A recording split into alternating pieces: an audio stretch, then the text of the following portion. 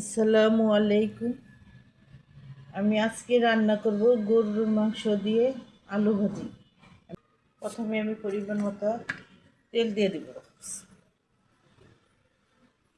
আমার তেলটা গরম হয়ে গেছে, এখন আমি পেঁয়াজ কুচি দিয়ে দিব।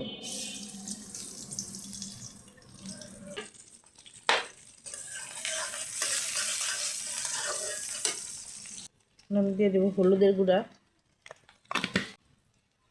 ধনিয়ার গুঁড়া, মরিচের গুঁড়া, স্বাদ মতো লবণ,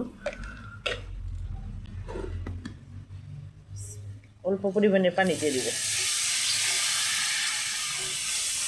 এখন দিয়ে দিব আমি আদা রসুন বাটা।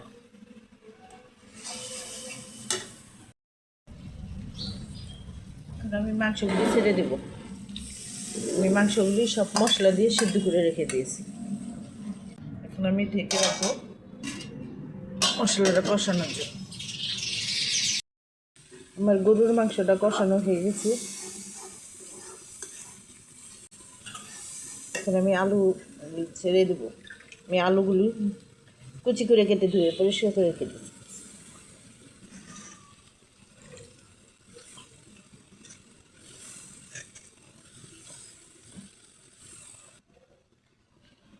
চুলাটা লো আছে করে আবারও ঢেকে রাখবো কিছুক্ষণের জন্য।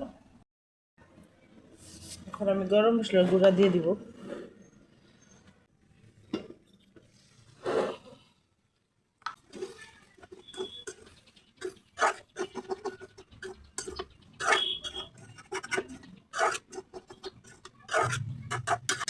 আবারও ঢেকে রাখবো কিছুক্ষণের জন্য।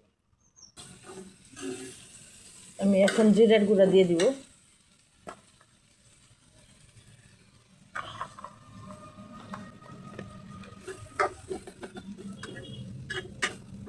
রেডি হয়ে গেল আমার আলু গরুর মাংস।